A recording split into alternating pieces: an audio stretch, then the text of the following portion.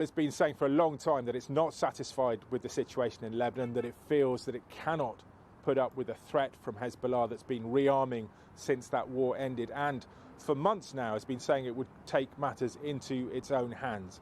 I think the Hezbollah joining this war has allowed the Israeli military to carry out their plan to disarm and destroy what remains of Hezbollah's infrastructure.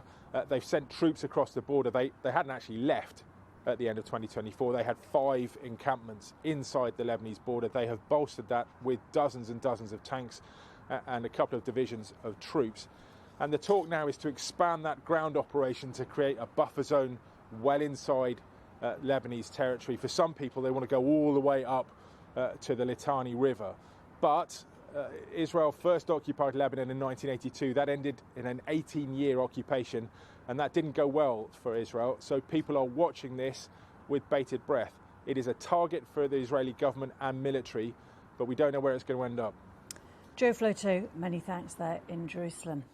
Let's cross over now to Dubai and speak to our correspondent there, Nick Beek. And Nick, Dubai is somewhere that many people around the world know about, have travelled to, have travelled through, and it has been affected in a way that wasn't foreseen. What's the latest there? That's absolutely right, Geeta, and it is a city that has come under Iranian attack again in the past 24 hours, and in the past hour or so there are reports of loud explosions in downtown Dubai, one particularly loud boom, and what witnesses are saying is that they saw a drone fly past the International Financial Centre. Authorities are saying that there was an incident. They describe this as a minor drone incident in the Al-Badar area. If you look at that, it is near the financial district that we're talking about. We may get more details on that as the day progresses. No casualties are reported as a result of this. Overnight, we saw a previous attack where a drone had managed to get through to the heart of the city. This was the Dubai Creek Harbour area. What happened there was that a drone hit a skyscraper. There was a fire, there was smoke, and the whole building was evacuated. So lots of people brought outside. Again, no injuries. And come daylight, we were able to see the impact. Quite clear that the damage very high up on this building where the drone had hit. So this is a concern for people living here and the authorities. The message is to stay safe and to listen to the official message. We've heard lots of people saying they do feel safe here. But the reality is these attacks keep coming. And Citibank today saying that it's going to send all of its employees home. They'll be working from home. It's going to shut its offices, its banks, its premises here for now. And that's, of course, because Iran have said they're going to attack financial institutions, including American companies, as a retaliation to what's being done to them, they say. And Nick, I mean, Dubai is, along with other hubs, is a massive centre for international travel. And the fact that this whole region is being affected is really affecting millions of people's travel plans, travelability, connectivity. It's not just for holidays, it's for, essential travel often, isn't it? Yes, absolutely. And we had these 2 interceptions of drones near the airport yesterday. We don't know where exactly. Authorities wouldn't say. But clearly for people in the airport at the time, that was worrying. For half an hour they were told to go in a place that was safe. We know some people already on their planes had to remain on the tarmac before the all clear was given. And operations were halted for a time but then resumed. And of course the airlines are desperately trying to clear this backlog following thousands of cancellations, Geeta. But when this keeps on happening, that's really difficult. Safety, of course, has to be the top priority for those airlines and those operating the airports. Nick Beek there in Dubai, thank you so much for that. And there is much more on the ongoing crisis affecting the Middle East online on the website. We'll be back to that story in a few moments. But we're just going to bring you another development now, because in July 2024,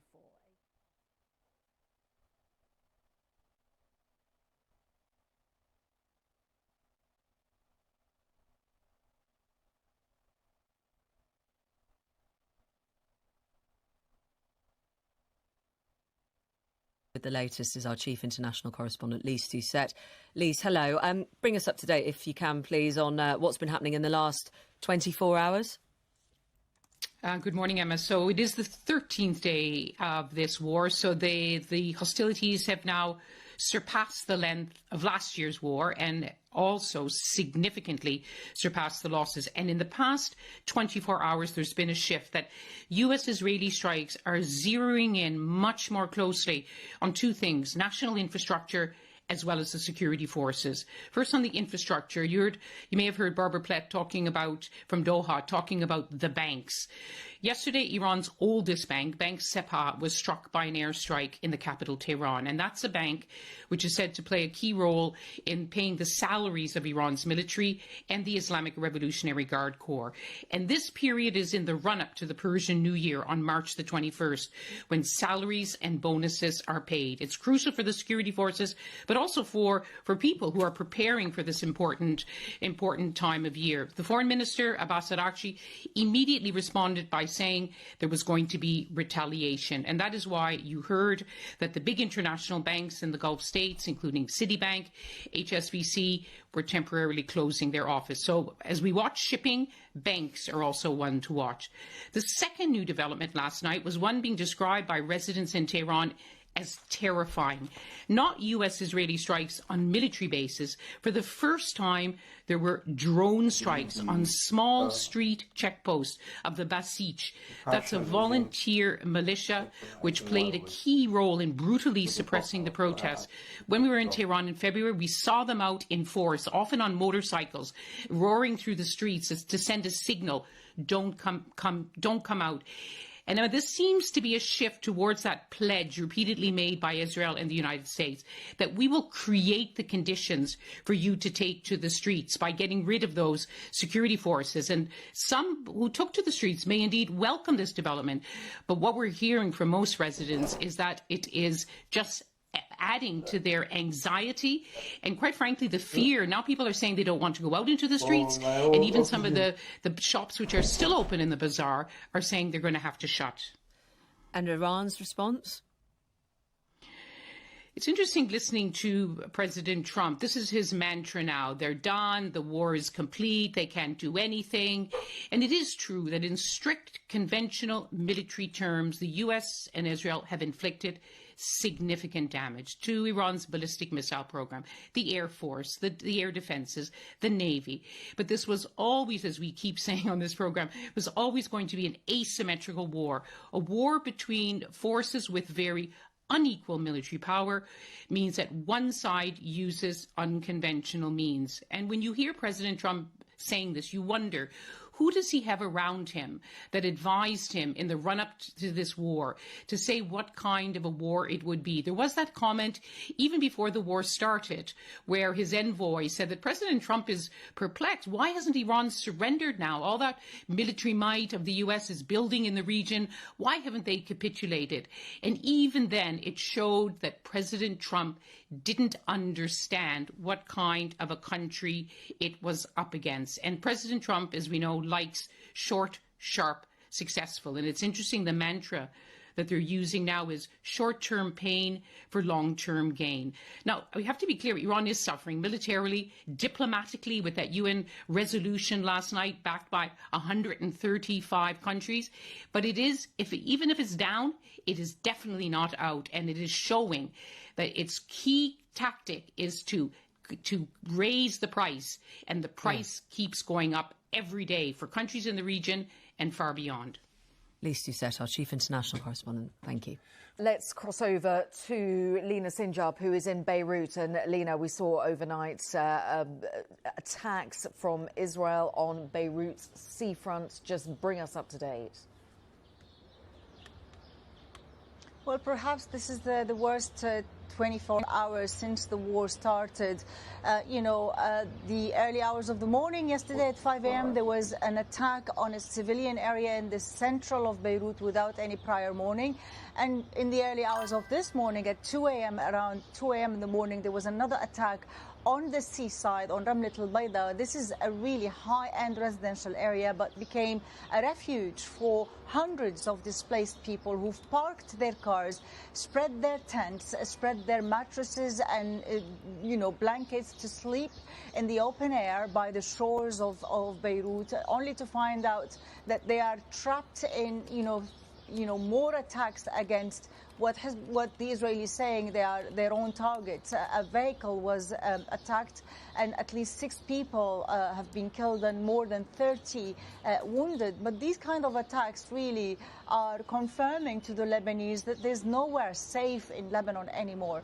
The war is not contained within Hezbollah's stronghold area. It's not in the suburb of Beirut, in the southern suburb of Beirut, nor in the south of the country, but it could be anywhere where Israel claim it as a target for them. This is really worrying many Lebanese that we're entering an open-ended war. Israel says it wants to limit Hezbollah's capacities. Hezbollah is still firing rockets into the country despite criticism from the people and decisions by the government for their activities to be banned. But the whole country is paying the price, and mainly civilians.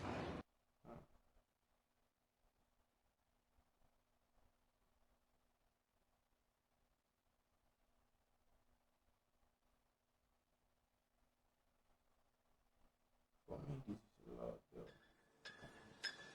so much love.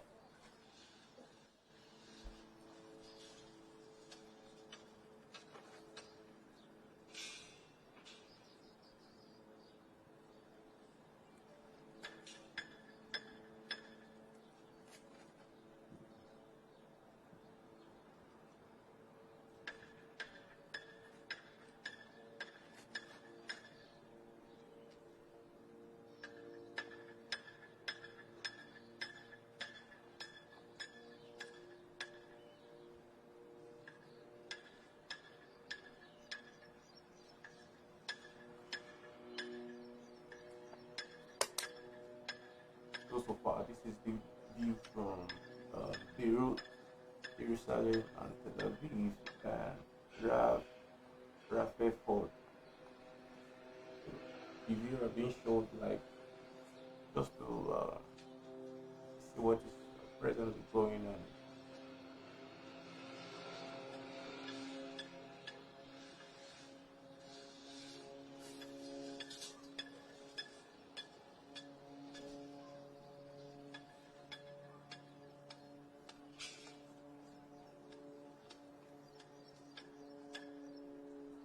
Can Iran ever submit or say they are ready to play ball? I don't think they can do that. I believe they will continue showing every sign of distress and still being rebellious. Left to me though. That's what they are known for, And they keep shutting down all port operations after the attacks. So I think this is going to be a long thing. This week, or this week, next week, I guess. Welcome back. Now, oil prices have risen again and are currently hovering around $100 a barrel, despite international attempts to protect global supplies during the war in the Middle East.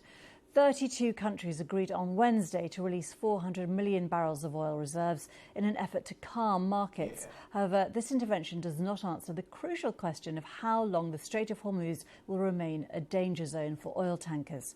3 more cargo ships were attacked in the region overnight, including 2 tankers hit near Iraq. The UK Maritime Trade Operations Centre says there have been 16 reported attacks on vessels in the Gulf, Strait of Hormuz and the Gulf of Oman since the war began nearly 2 weeks ago. Well, Donald Trump said that the US would look strongly at the Strait of Hormuz, which is a transit point for around 20% of the world's oil. You can see here how the flow of traffic has ground to a halt since the conflict started.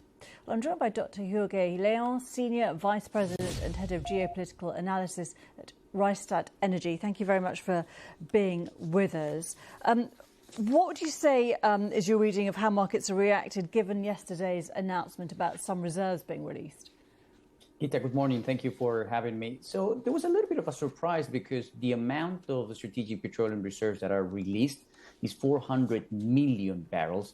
To give you a sense of comparison, last time that strategic petroleum reserves were released was back in March 2022 at the start of the Russia-Ukraine war. And back then was 182 million barrels. So this is a much higher release, much bigger release. Now, surprisingly, the markets didn't react much. Oil price barely moved. And I think this is because of a couple of reasons. The first one is that the market already priced in some sort of emergency release, because this is the textbook example when a strategic petroleum reserve should be released. Now, importantly, I don't think that the oil prices went down because of the scale of the disruption that we're seeing in the Strait of Hormuz. Yes, releasing a strategic petroleum reserve will help, but will definitely not solve the major problem that we're seeing at the moment. And just sum up how critical this moment is and how everyone's looking at how long this crisis continues and whether and if flows can begin again.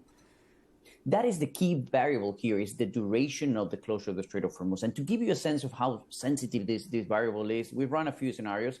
If the Strait of Hormuz is closed, let's say, until the end of this month, so that will be for 1 full month, oil prices will likely increase to around $110 per barrel in the next couple of months.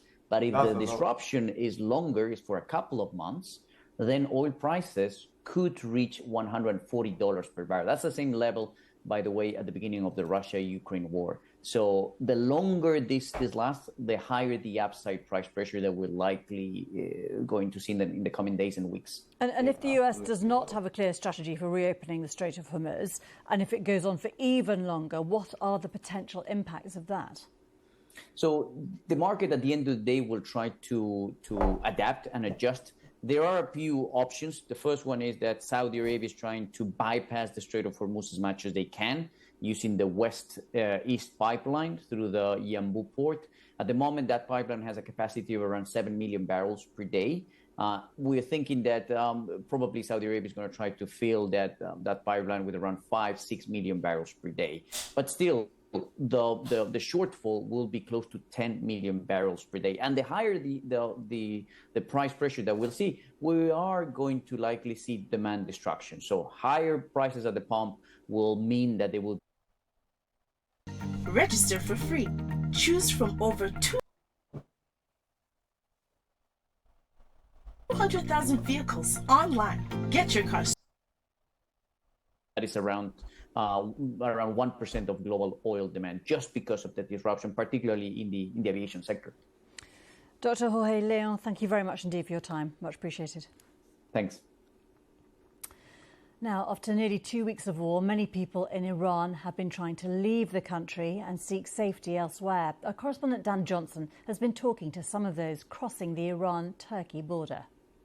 The numbers crossing the border here into Turkey from the northwest of Iran have been at around 1,000 a day so far during this conflict. That's not a huge increase from the normal traffic across this border, but Turkey is braced, because if this conflict escalates further and more people are on the move, Turkey is likely to be at the front line of that humanitarian response. And that is why President Erdogan has repeatedly tried to prevent this conflict in the first place and called for de-escalation. And he spoke again last night, saying that as Turkey, we are making intense efforts to remove the hands from the trigger to ensure a ceasefire and to return to the negotiating table.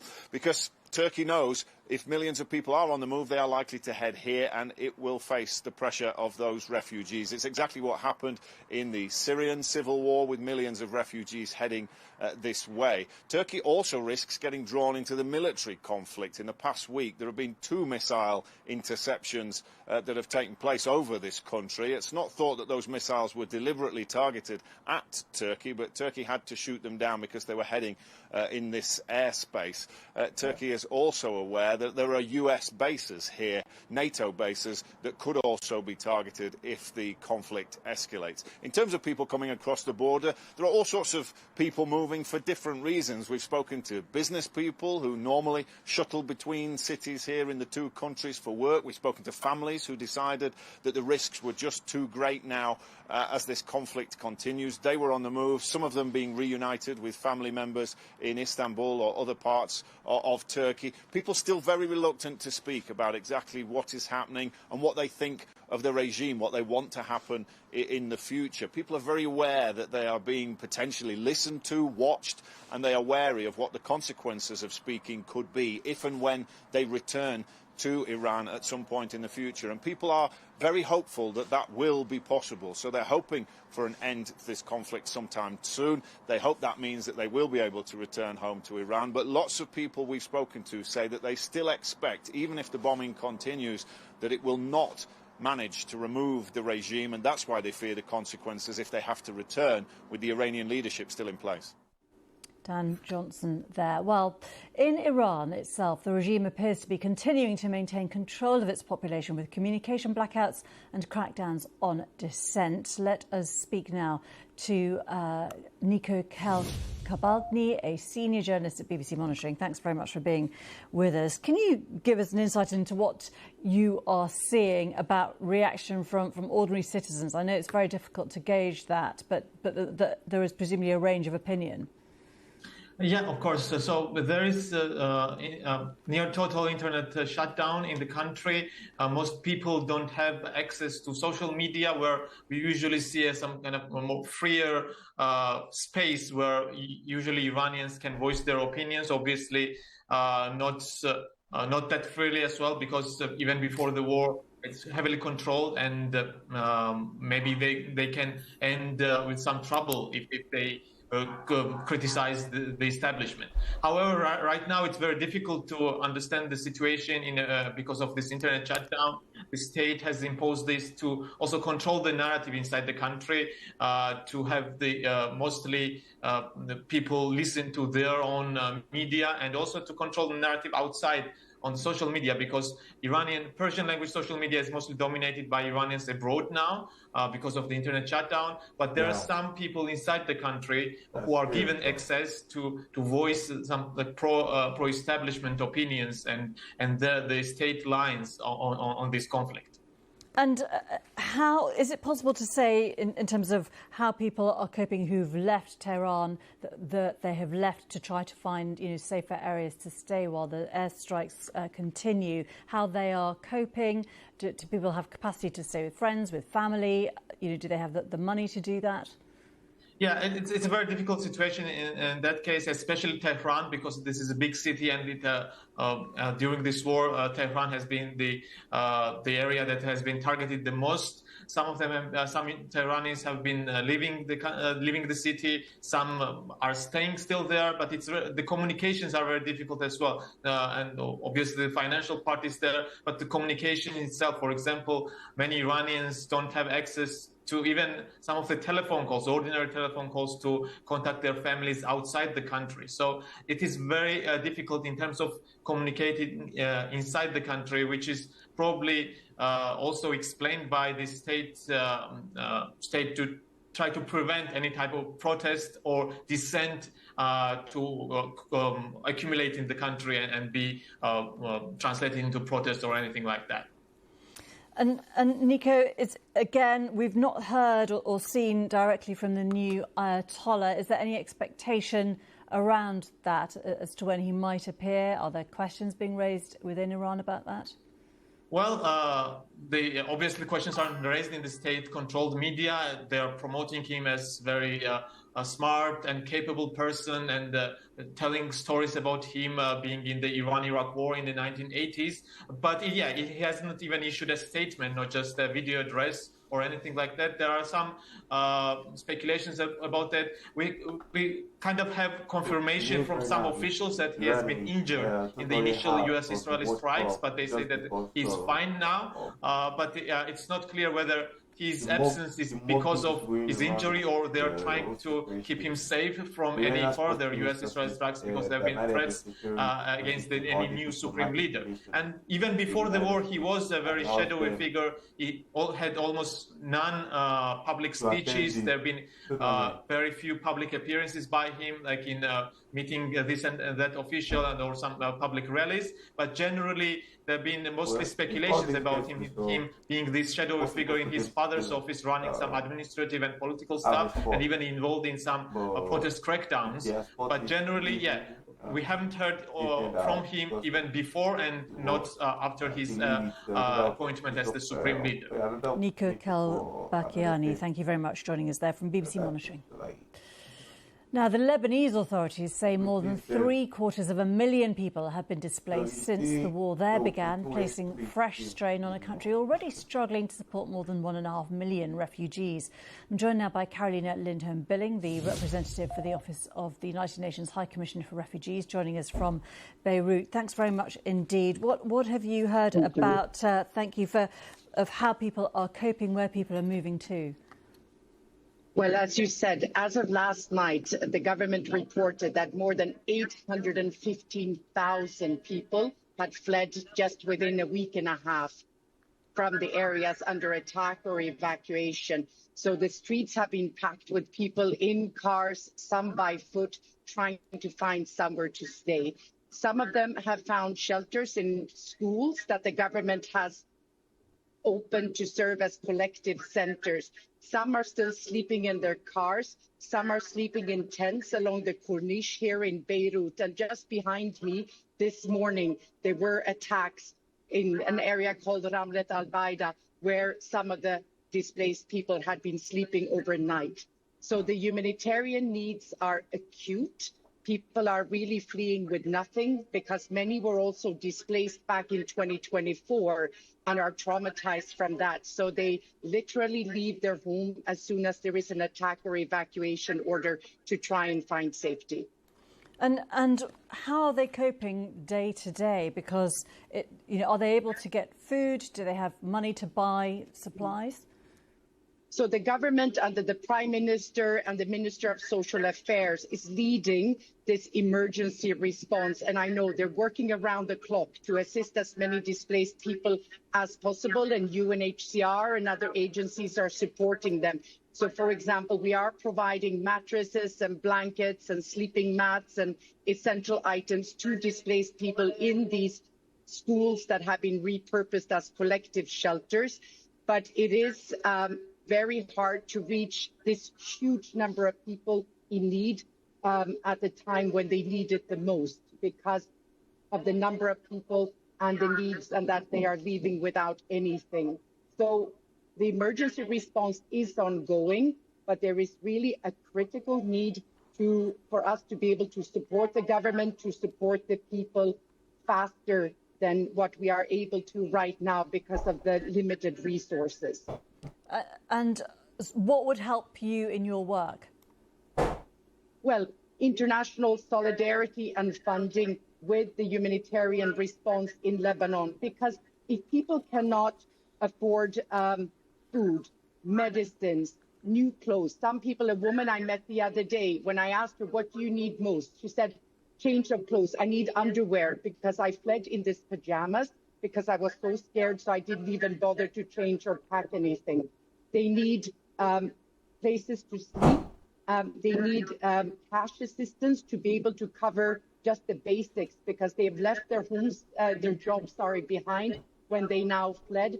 So this is needed because if urgent critical support, just the basic life saving doesn't reach people in time, there is a high risk, I fear, that this initial fear and shock will soon turn into frustration and anger, and that can fuel tensions and instability in a country which is already fragile, where people have been living side by side, and now they're living on top of each other in very dire conditions because of the scale of the displacement and the critical needs. Carolina Lindholm-Billing, thank you very much indeed for being with us there in Beirut from the UNHCR. Thank you. Thank you. Well, if you want to get more on all of this, you can catch up with the latest with the Iran war today. That's the BBC's 10-minute daily briefing, live at 6:30 p.m. here on the BBC News channel, on iPlayer, Sounds, YouTube and TikTok. Around the world and across the UK, this is BBC News.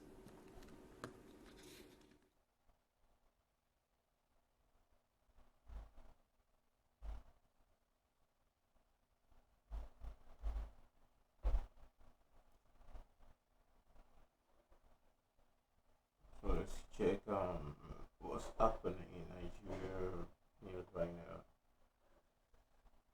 It's ridiculous how what's going on in the US.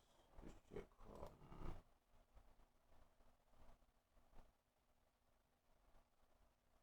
let me check Arise Live.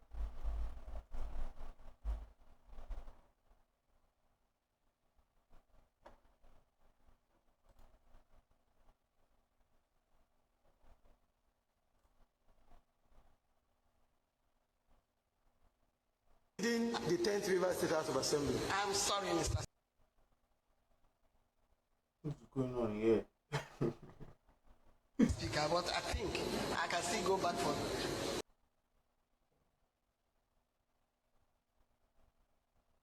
no, but you say he has not earned any income now. It's not later. I'm trying to be corrected. Honorable Mba. Any question? Then one was later among 4 nominees ultimately rejected by the Assembly. But this exchange has reignited a fierce debate over politicians' accountability and civic duties, with Nigerian taxpayers asking a very simple question. If politicians don't work, what exactly are we funding? Dr. Abati, this video was quite hilarious for me because, you know, obviously she went back to say, I'm sorry. What were you thinking? You're going for a serious screening like this, and then you lie under oath. Your thoughts really quickly before we go. Well, Good news report. The lawmakers, House of Assembly, they have the power, the right to screen commissioner nominees, which is derived from the Constitution, I think Section 192 thereof. However, this particular woman, she was rejected because she couldn't express herself confidently. It was a very ludicrous, presentation that she made. She said she didn't have work. And the speaker was able to point out that she even had a certain board appointment. Will you consider that to be work? So I don't pity her at all, because the last time she brought in her file the tax evidence that she paid tax was, I think, 1988. And they were asking her, is it that you didn't do any work between 1988? So she was not articulating all. Now, 3 other persons, there were 4 of them that were rejected by the House. There is this man, Professor Alasia. The issue was about his date of birth, I think. There was also one guy called Tamuno Williams, who was asked to recite the second stanza of the national anthem. And then, I think in his own case, it was...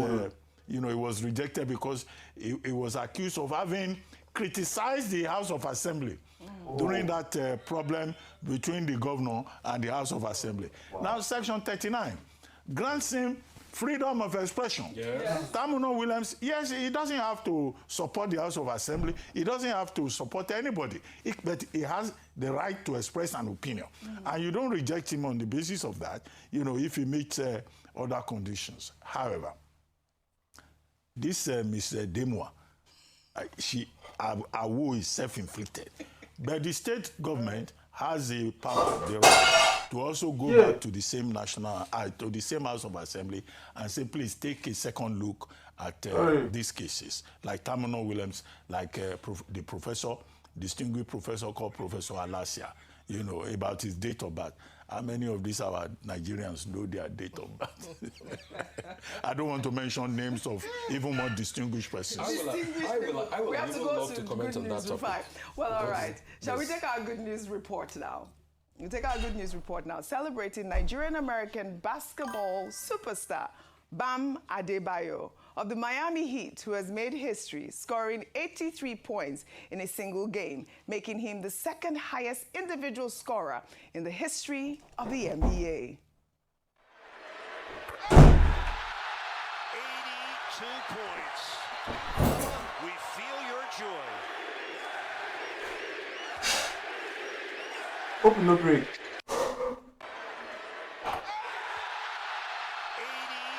points. Mama, we feel your joy. Well, Bam Adebayo achieved the astonishing feat during the Miami Heat and Washington Wizards game on Tuesday, also shattering NBA records for the most free throws made and the most attempted in a single game. Adebayo's record has now surpassed the great Kobe Bryant's iconic 81-point game from 2006, a record that stood for 20 years. He comes second only to the legendary Wilt Chamberlain, who scored 100 points in 1962. After the game, Adebayo dedicated the performance to his family and the Miami crowd, saying being mentioned with Wilt Chamberlain and Kobe Bryant is legendary. Yeah. Good work. Where is this? All right, what an achievement. 83 points, second only to Wilt Chamberlain in the entire history of professional basketball. Bam Adebayo, Nigeria is proud of you. He's now the second greatest single game scorer the NBA has ever seen. I mean, our director didn't get us when we were all screaming.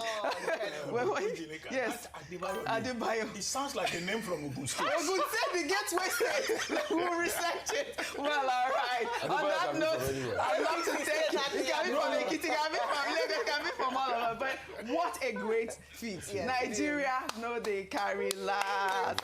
On that note, I'd love to thank you all for your great analysis, as always, on what's trending. And again, congratulations, Adebayo. Well, that's all I have for you guys on what's trending today. I'll see you all tomorrow. And that's all on today's edition of The Morning Show. Bosin Omofaye is up next with Global Business Report, and he will be speaking to Ola Oladele, the chartered financial analyst and founder of the Money Wheat Club. Stay with us. This is still the Arise News Channel, your global favorite standout news channel.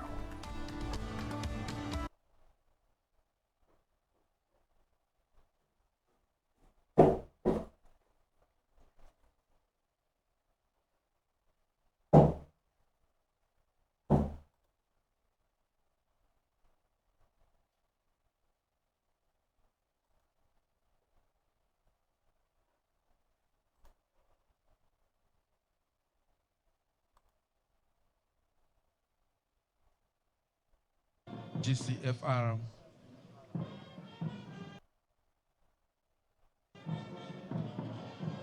Dr. Ekwetukun's journey is one of relentless pursuit of justice, unwavering commitment to public safety, and an inspiring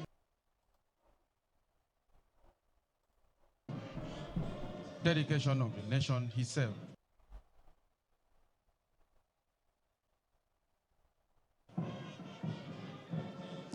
Born on September 4th, 1964, in Yewa South local government area of Ogun State. So this is the power ceremony of the new elected, the elected or appointed Inspector General of Police in Nigeria.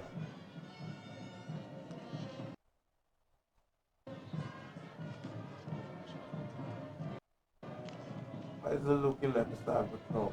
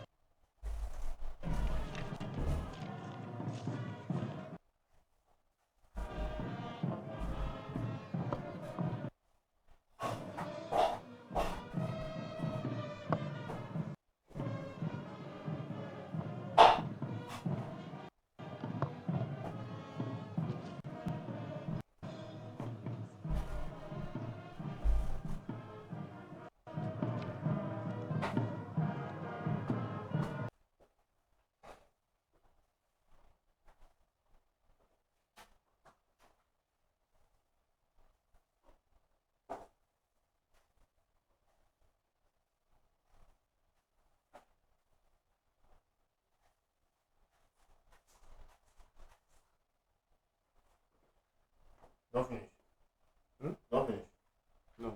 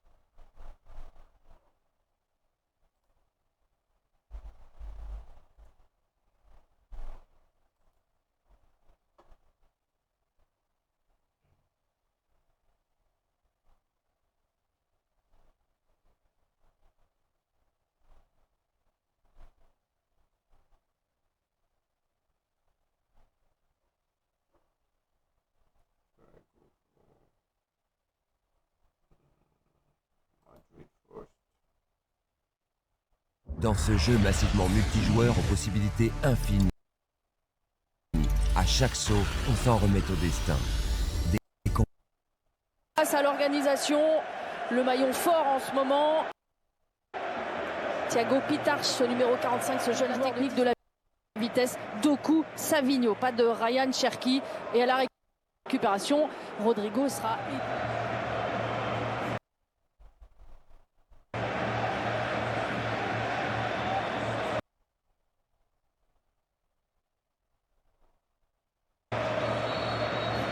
Manchester City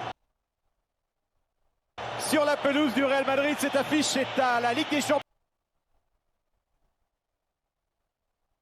Sorti comme il faut.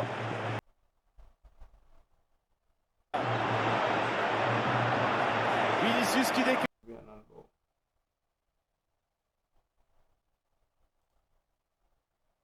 Ce petit ballon Brahim Diaz, c'est le premier arrêt du match.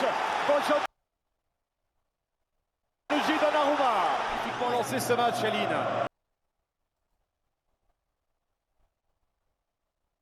Valverde complètement dans l'axe. Et lui ne se pose pas de questions à son expérience, sa qualité de pied. Valverde qui va contourner Donnarumma. Le premier but du match.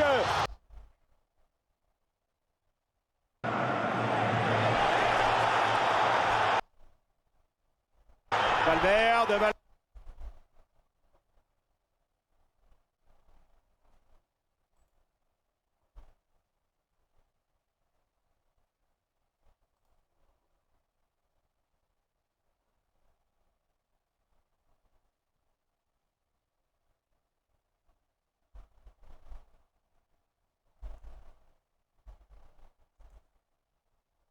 Valverde qui va contourner Donnarumma.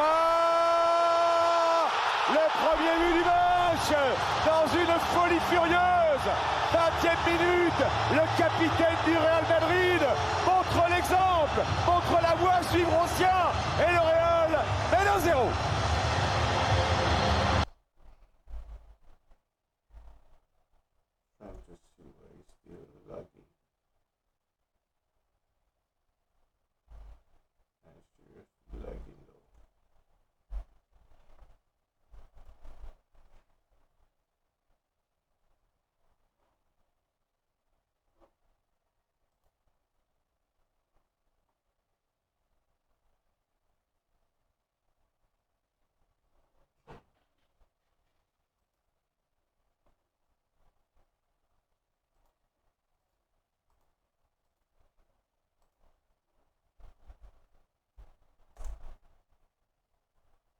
Ouais, ce ballon défendu dans un premier temps et rejoué par Valverde complètement dans l'axe. Et lui ne se pose pas de questions à son expérience, sa qualité de pied.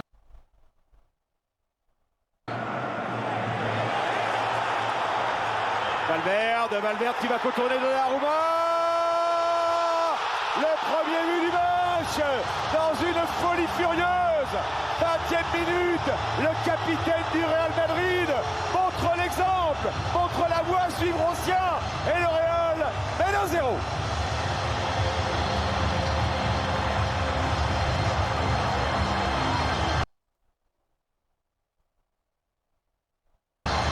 Avec un Thibaut Courtois décisif, Ali. En 4-3-3 et non plus en en cas de 2-3-1, les Citizens. Coup d'envoi donné par les Madrilènes qui mènent 3-0 dans ce 8e de finale aller à Bernabéu.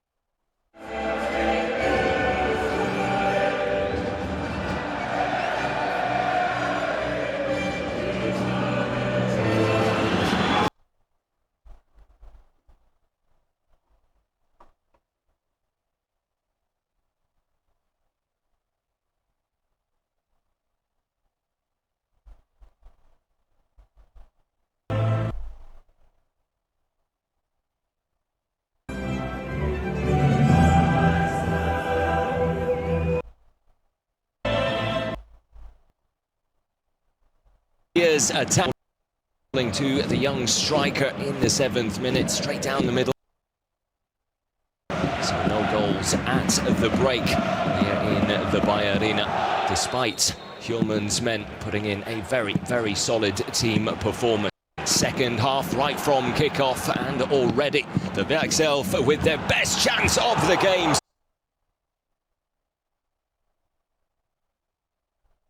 So far, floated in towards Terrier. But unable to keep the header down. Straight down the middle as well. Ryan tipping it over just to make sure. This moment right here. The slightest of contacts from Tillman on Noni Madueke, the referee pointing.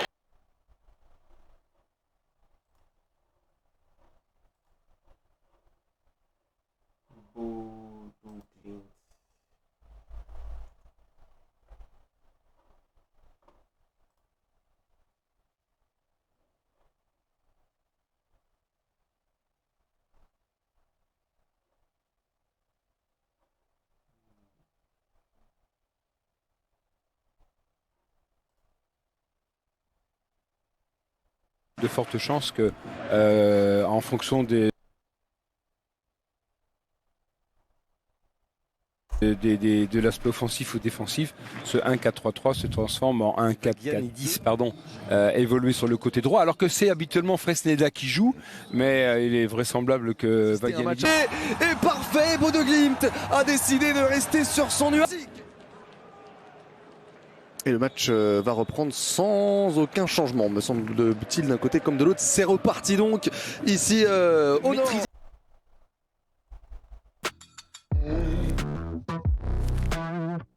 Design the perfect voice for your brand with 11 Labs.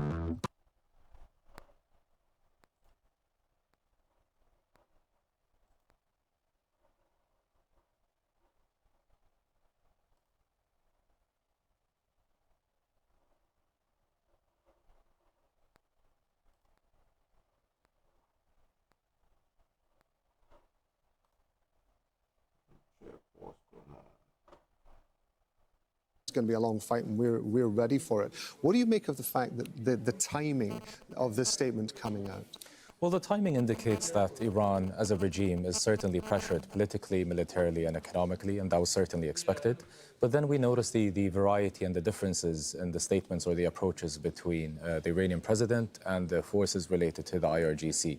And these differences and divisions and the multilateral approaches towards Iranian foreign policy always existed, even prior to this war. But we may notice it now more than ever, given the fact that the IRGC believes that it has the right to take the front seat in leading this regional war, which is why a lot of the statements on the positions are contradicting with the official ones from Pezeshkian as the Iranian president. We even noticed that a few days ago when he apologized for some of the attacks against neighboring countries, which we assumed or believed to be in relation to the Gulf states, who played a vital role in advocating to the US in preventing this war to happen from the first place.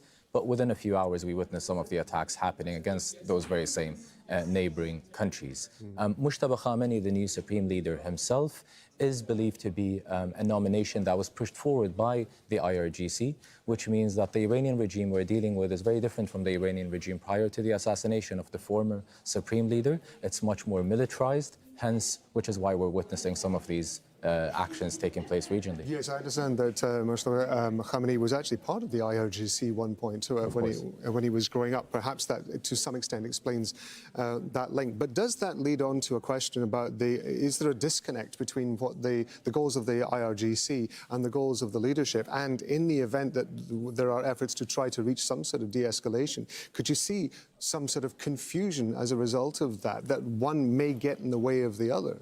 I don't think there's a confusion from their side. There might be a confusion from our side, trying to understand why there isn't a unified approach from the Iranian perspective.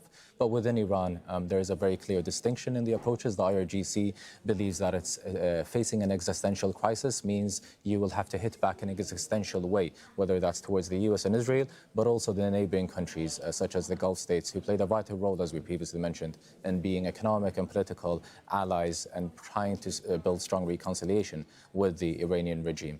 Whereas some of the reformist camp representatives, such as Pezeshkian, believes that it would only make sense economically to get back the Americans and other international regional actors on the negotiation table. We've obviously seen an increase in the number of attacks that have been taking place against tankers, fuel tankers particularly, in the Strait of Hormuz. Also suggestions that the IRGC is tightening its grip on the Strait of Hormuz with the resulting impact globally that we've seen. We've seen EU countries, ministers meeting in Brussels, trying to find a way of getting themselves more oil in the face of this crisis. Is this, do you think, part of the wider conflict that Iran is pushing forward in terms of as well as the missile attacks, the drone attacks that we've seen? Or is this actually a switch in focus? Is Iran now getting to the point where it sees that it might be able to exert the greatest amount of pressure economically, perhaps, rather than militarily? I think it would be much more the latter, although either or are very connected.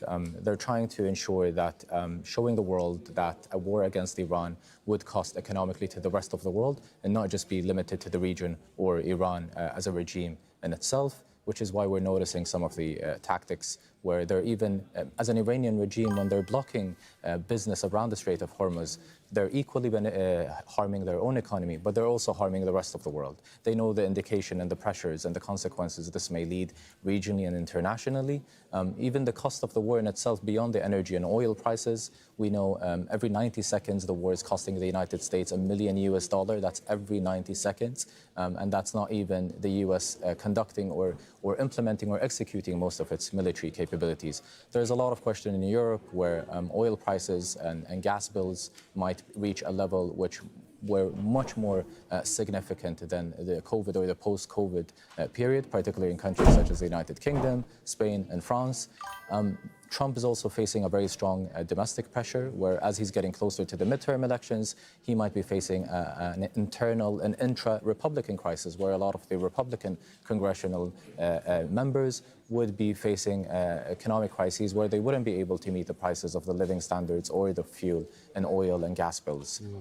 It's an economic war, simultaneously to it being a political war. It's also an attempt to try to drag everyone into the picture and ensure to push everyone to put enough commitment and effort into stopping this war, regardless of their opinion, regardless of their belief, if Iran can be a vital and reliable neighbor in the future. It's a very complex situation, but I appreciate you taking the time to unpack that for us. Zaidun Al-Khanani, thank you very much indeed. Thank you.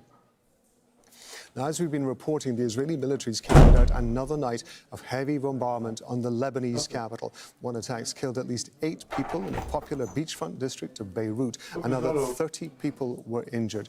More than 600 people have been killed in Lebanon since the fighting resumed this month. Zaina Khodr has been to the site of the attack. Yes, it was a difficult night, not just for the residents of Beirut, the Lebanese capital, but for people in southern Lebanon and eastern Lebanon. There were intense Israeli attacks across the country. We are in Ramlat al-Baida. This is a seaside boulevard where the displaced people, the people who are displaced from the war seeking shelter. I'm going to show you the first crater which caused the blast. It is here on the ground. It appears, according to Lebanese security sources, that the car was not the target. The car was parked here alongside the motorcycle, and there were people here. Traces of blood everywhere.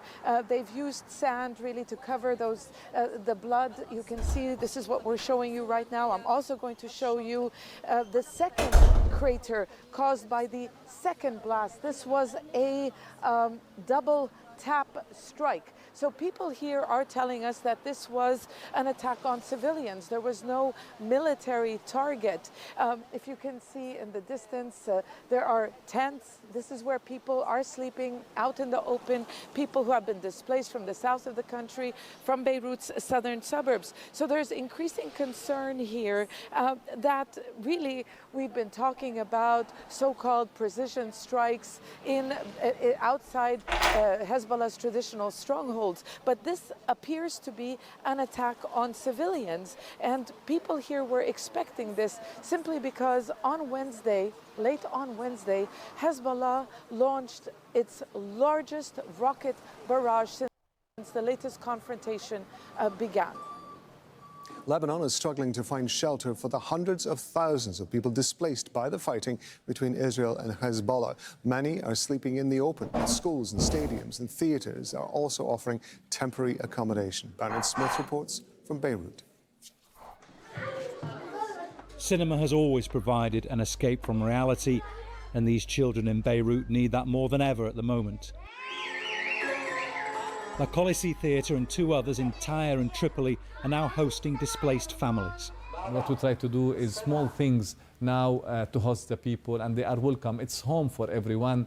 And what we try to do also, the families now, they cook together, they eat, they enjoy the time to be in the space. They are from different nationalities, but they become friends together. 800,000 people have been uprooted by the fighting in southern Lebanon and southern Beirut. Those that can't find room in a public shelter or can't afford rent or a hotel end up outdoors. Mohammed Mansour stayed at the theatre during the last war. Of course, everyone is afraid. Everyone is worried about how they will return to their homes. What can you even say? This is war. Jihad Istanbuli is here with his wife and son. 1 minute you're in your home, he says, and suddenly you find yourself sleeping in a theatre.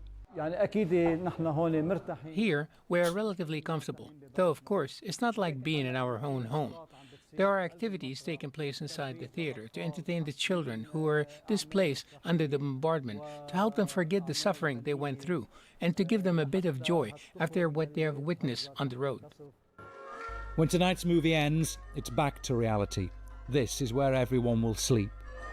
So for more than a week now, many of Lebanon's internally displaced have been forced to sleep outside, and every day that this conflict between Israel and Hezbollah goes on, the need for shelter increases and the likelihood of a swift end to the fighting decreases. Bernard Smith, Al Jazeera, Beirut.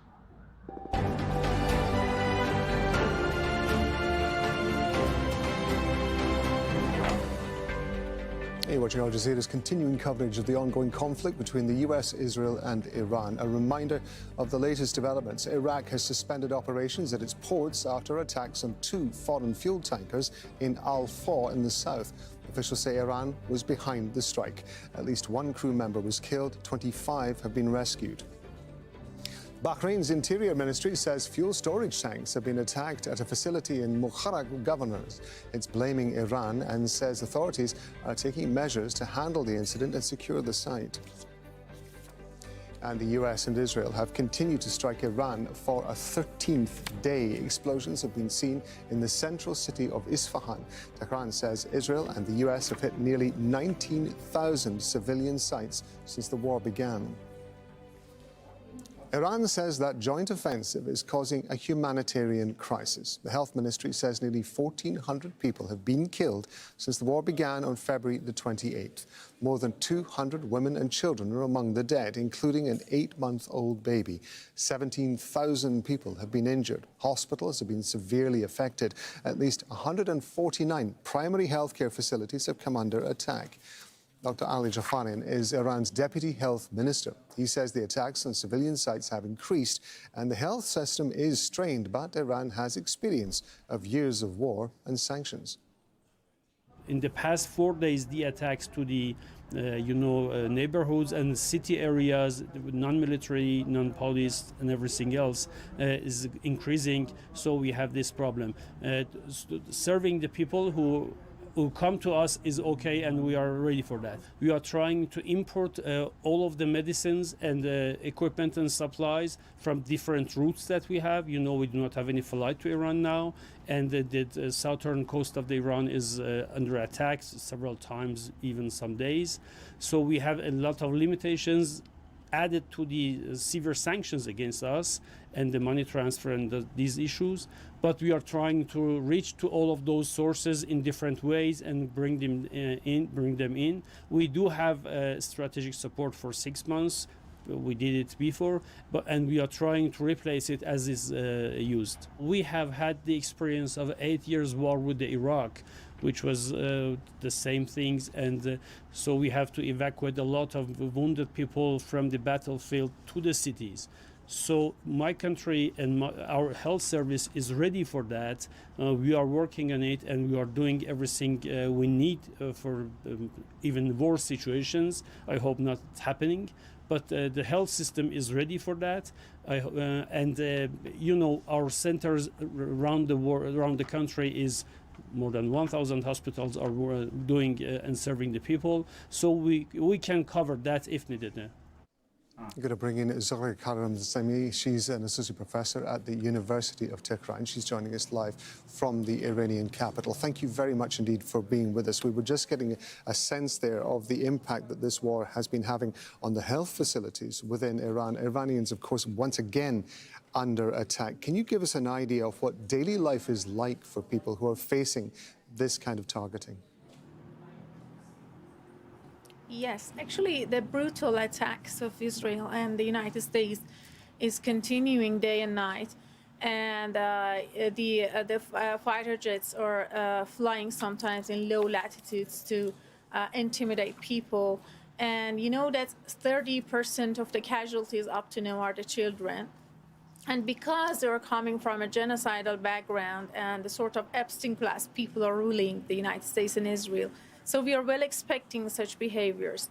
Iran has always been very much considerate about the civil targets and casualties not to actually be made by Iranians' ammunitions. And it was the United States that took the precedence in just targeting the schools. That Minab school was the very typical instance of with 74 little girls to be killed. And also the water insulation plants, and also the oil depots that made very bad chemically contaminated air. So I think that this is indication of the pressure that the United States and Israel is taking in the battleground. And these brutal and cruel acts and the war crimes they are doing is indicating that they are absolutely in the weak point. We just heard from Dr. Ali Jafarian, Iran's deputy health minister. He was describing, when he was talking about the impact on the medical structure within Iran, he was talking about one of the problems being setting up money systems in order to be able to pay to get medicine in. On a daily basis, are people able to get money? Are they able to actually get sources of income or cash to be able to pay for goods? Yes, things are running as usual. Many people, of course, have left the big cities like Tehran to go to much more safer towns or villages. But at the same time, the salaries of the, for example, the clerks of the government is just paid on time, and the businesses usually is running when you're just walking, for example, through Tehran. You see the supermarkets that are working, the shopping centers are open. So and also in the health section, they assured that they have enough actually access to medicine and other facilities. Iran is a huge country, you know, that just targeting some I mean, hospitals, clinics, and health infrastructure doesn't mean that it is just down. And but at the same time, you should add it to the war crimes of Israel and the United States that more than 30, hospitals and clinics are directly and discriminately targeted. Zara Karasmi, we appreciate you joining us on Al Jazeera, giving us your sense of what life is like there in Iran. Thank you very much indeed. Let's go to Gideon Levy. He's a columnist at Haaretz newspaper. He's joining us now from Tel Aviv. Very good to have you with us once again, Gideon. Let's talk about the impact that this war is having on Israelis. Once again, of course, Israelis having to go to bunkers because there are incoming missiles and drones from Iran. Can you give us an idea of the kind of toll this is taking on the Israeli people? So I'll tell you, on one hand, you see the polls, they are unbelievable. 94% of the Jewish Israelis support this war. 82% of the entire Israeli public opinion, but what is important are the Jewish voices in this country, and they support it in terms of North Korea. Yeah? On the other hand, people are really quite crushed by those daily and nightly running to the shelters, fears, traumatized, no schools, no education system, no economy. I cannot overbridge between those two contradictions. I mean, people are really being taken blindly in Israel after every war, at least in its beginning. When the price will get heavier, maybe people will rethink about where are we going to, what do we earn out of this war, and are we really ready to pay the price?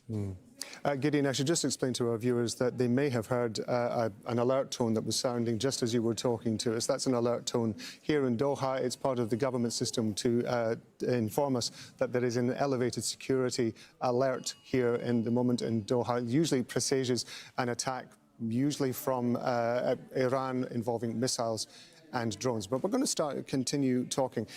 In terms of the attitudes, as you were describing there seems to be this kind of disconnect, if you like, between the support for the war, the action that's been taken against Iran. At the same time, there is the pressure amongst people who are feeling the pressure, rather, of the incoming attacks from Iran. Is there any sense where Israelis would be prepared to let this go for a certain amount of time, but at a certain point they will say, no, enough is enough, we are tired of this and we want to have some peace for a while? Part of the public opinion will say so. I'm not sure that the majority supports this government blindly, or at least half of the people. I don't know right now to size, is it a majority or is it just a big minority? But it's very clear that big parts of the Israeli society will support any kind of war, any kind of aggression, any kind of military actions as the only solution for the future. Those people who want peace still believe that the way to peace goes only through the battlefields, only through bombardments. There is no alternative. And just a very small minority, which might grow, will say again and again, why not to try the diplomatic path? But right now, there is still a massive majority for the war. Gideon Levy, we appreciate you being with us on Al Jazeera. Thank you very much indeed for your time. Okay, we're going to head over to Tehran now. We're going to bring in Toha Dasari. Just talk us through what you can show us there, because of course there are continuing attacks by Israel and the US on Iran. Yes, indeed. This is day 13 since the commencement of the American and Israeli airstrikes, as a result of which this is not just the police stations, military headquarters, or state buildings being targeted, but also we know that there are several residential areas across the Iranian capital and in many other cities being impacted, and the damage is in many of these scenes unbelievably massive. And of course, as you can see here, we are at one of the residential areas targeted, and you can see firefighters working. We witnessed some bodies being taken out of the scene, and the amount of destruction is, as you can see, unbelievable. Several apartment buildings in this residential neighborhood have been heavily damaged following the airstrikes. Entire sections of buildings appear to have collapsed, leaving exposed rooms and piles of concrete and twisted metal across the street, and the surrounding streets are covered with debris, shattered glasses, and we also saw broken balconies and damaged cars buried under rubble. And of course, windows and other parts of the buildings in the vicinity have been all blown up by the blast, and the utility lines also hang loose across the area. Emergency crews, as you can see, and the residents are now searching through the wreckage, as this is a sort of very disastrous situation. And of course, as far as the number of casualties, we don't have any specific information. However, we saw the families of people who were living in this very residential area gathering. I saw a lady mourning whose husband was just taken out of the scene dead. And of course, this is huge. This is unbelievable. This is massive when it comes to the destruction that you can see. And the scope is quite enormous. It's not just one building or two, but as you can see, if our cameraman can show, this is just one of the buildings, and then near that also there is another building, and it goes there and it goes there. And if you can show that place also, we can see all the buildings in the vicinity of the targeted area are also damaged, some of them partially, some of them fully demolished. And of course, it is the very scope of the Israeli and American airstrikes that we see here in the capital. We know that the damage does not absolutely stop here. There are so many other residential areas across the country targeted.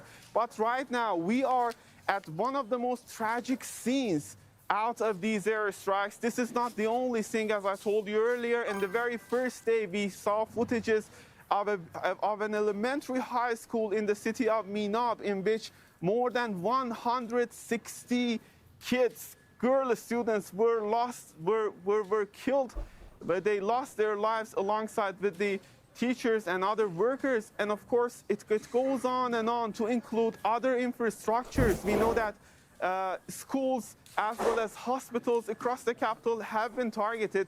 And even more important than that, we witnessed the other day the attacks on the oil facilities of the country, and 4 oil depots and oil infrastructures were targeted. And right now the city is surrounded after several days by a cloud of thick black smoke, which is running the risk of public health issues, specifically for those elderly and kids, which are dealing with a toxic air that they are breathing on their daily lives. All in all, this is a very delicate situation, as we have been witnessing the continuation of the airstrikes over the past few hours.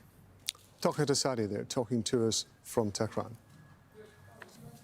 Well, the conflict in the Middle East has disrupted global energy markets, pushing up the prices of oil and gas.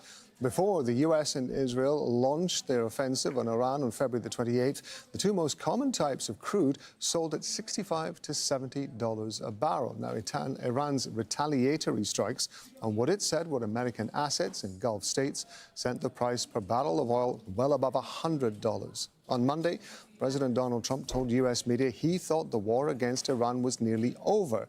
The price of oil began to fall. Since then, with little indication that the conflict is ending, prices have increased. They're back above $100 a barrel in early trade on Thursday. And there are growing fears that war in the Middle East and the disruption in the Strait of Hormuz will likely have some major consequences for global food production. And that's because, in addition to oil and gas, the region is also a major exporter of fertilizer. Kulsum Sharif explains. The Middle East is known for its vast oil and gas reserves. Now, the abundance of natural gas has spurred another critical industry, one that makes raw materials for fertilizers. Now, several countries in the region export urea, the most widely used nitrogen fertilizer. Nearly half of global food production depends on it, and several crops would fail without it.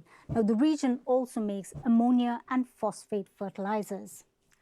Now, Qatar is a leading urea exporter. Its state-owned company stopped the manufacture of ammonia and urea after it stopped production of liquefied natural gas. And that happened after Iranian drone strikes on some of its facilities. The Iranian blockade of the Strait of Hormuz is also a big problem, and it's impacting fertilizer supplies. Nearly a third of globally traded urea needs to pass through this critical waterway to reach suppliers. And it comes at a time when farmers across the world are sowing spring crops. So even a few weeks' delay has a critical impact. Now, India, the second largest fertilizer consumer, is impacted. It buys nearly 40% of its urea and phosphate-based fertilizers from the Middle East. The US, on the other hand, is a major fertilizer producer, and yet it needs to import volumes of ammonia and urea. And President Donald Trump's on and off tariff policy has not helped farmers here stock up. Africa, on the other hand, is already facing a severe food crisis with millions going hungry. Now, the war in the Middle East is likely to worsen this situation. Urea shot up nearly 20% right after the first strike on Iran. Now, the US and Israel's war on Iran and Tehran's retaliation has far greater consequences than what we are seeing play out at a fuel station near you. Longer the war continues, higher the food prices are likely to be. Well, Australia imports almost 70% of the chemical known as urea, which is used to make fertilizer, as Kulsum was explaining. Its farmers are being hit hard by soaring prices. With winter approaching in the southern hemisphere, farmers are stockpiling what they can ahead of the sowing season. Daniel Robertson reports from central New South Wales. In today's agricultural market, when fertiliser is available and how much it costs is beyond a farmer's control. So Lachlan Max Smith is stockpiling everything he can. I've been here 73 years. I've never seen fuel price and fertiliser go up so quickly at such a critical time. We've got lambs to feed in the feedlot and we want to put our crops in. It really is a critical time this has gone on, and we have nowhere to go. The Middle East is a major supplier of urea, the main chemical widely used as a fertiliser, and Australia imports most of its supplies. Shipping delays in the Strait of Hormuz have led to price increases. Farmers here tell us it's already spiked by 20%, threatening grain production.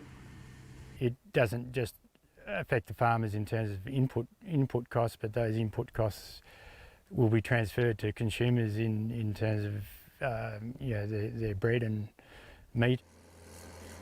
Higher fuel prices are compounding the situation, with each livestock feed delivery more expensive than the last. Farmers here are often described as the backbone of the Australian economy, and so the pressures felt here could ripple through the supply chain, with warnings the entire food industry could be at risk. Small grains carrying the weight of economic survival. Danielle Robertson, Al Jazeera, Central West New South Wales, Australia. OK, let's take a look at some of the day's other news. Now, South Korea's parliament has passed a special bill to allow for $350 billion of investment in the US. The trade agreement, signed in November, is aimed at getting Seoul more favourable tariff terms. More than half of that amount will be invested in strategic US industries, including semiconductors, critical minerals and artificial intelligence. The rest is going to be dedicated to cooperation related to shipbuilding. The Bangladeshi parliament has reconvened for the first time since 2024 when a popular uprising forced the former Prime Minister Sheikh Hasina to resign. The Bangladesh Nationalist Party won last month's elections, making its leader Tariq Rahman Prime Minister. He told Parliament he wants to build a safe and democratic country. Rahman also accused Hasina of making Parliament dysfunctional and of leading a dictatorship. 4 people have been killed in Ukraine in the latest exchange of drone fire with Russia. 2 died and several were wounded in the eastern city of Kharkiv. Ukraine's second largest city, just 30 kilometers from the border, has been encircled and it's under constant attack throughout the 4-year conflict.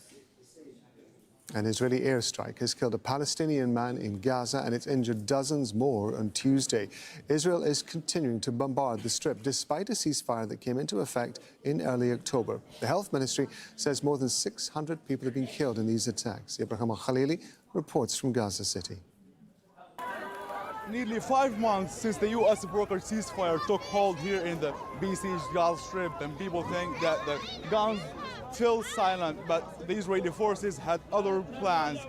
Another ceasefire violation committed by the Israeli forces here in the west of Gaza City, resulting in killing 1 Palestinian and injuring many more here. People here come to get the basic necessities during the holy month of Ramadan. We can clearly see here the situation is catastrophic in the light of the ongoing Israeli violations. The government media office says that the Israeli military committed 1,950 ceasefire violations since the ceasefire took hold here in the Gaza Strip. These civil defense teams have arrived to the place here to rescue the injured Palestinians.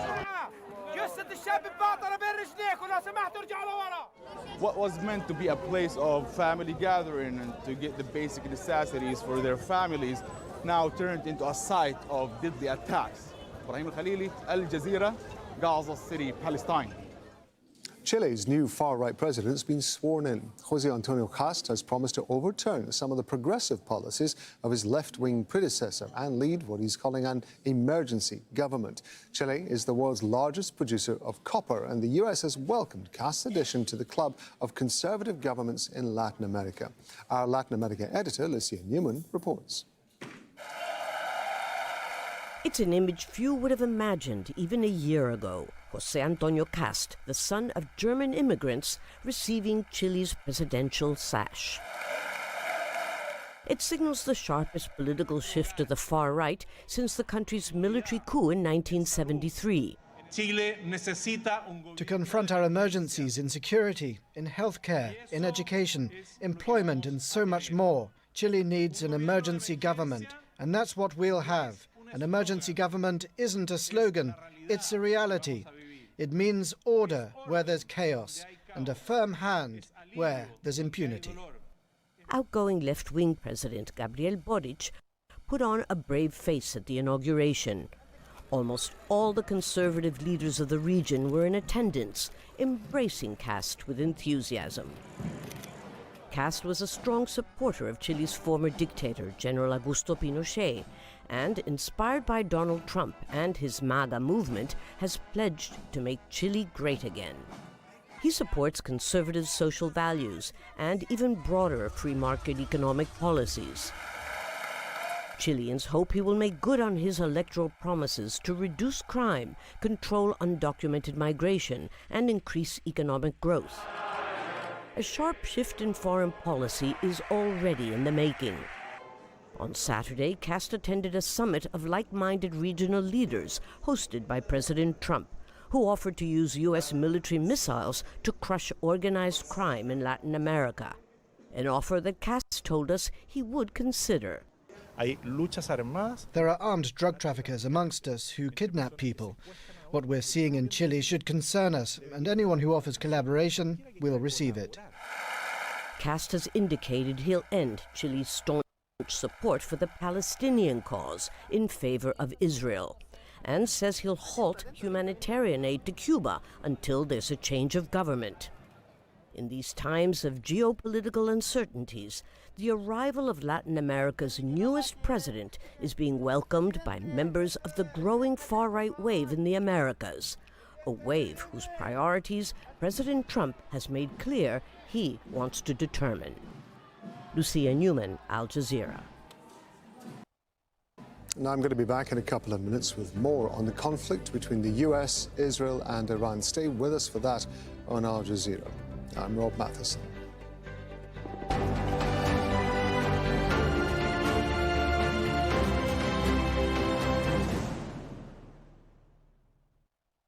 The latest news as it breaks. Hearing calls to prayers and sharing a meal. These traditions connect them to their faith, to each other, even at the most difficult circumstances. With detailed coverage. As the Gaza Willpower team trains, every step becomes a proof that while war can break bodies, can't break the human urge to live. From the heart of the story. A radio signal in Gaza carries unusual weight. It not only delivers information, but provides a sense of connection. A weekly look at the world's top business stories. What does this mean for them if the price of oil stays at somewhere around $60 a barrel next year? From global markets and economies. What does the debt crisis look like for ordinary families in Africa? To understand how it affects our daily lives. It's very easy for Western companies to get money into China, but it's not always that easy to get money out. Get money into China, but it's not always that easy to get money out. Counting the cost on Al Jazeera. One headline, then another. The story shifts. The narrative moves faster than the facts. The listening post slows things down to question and understand how and why the story changed on Al Jazeera.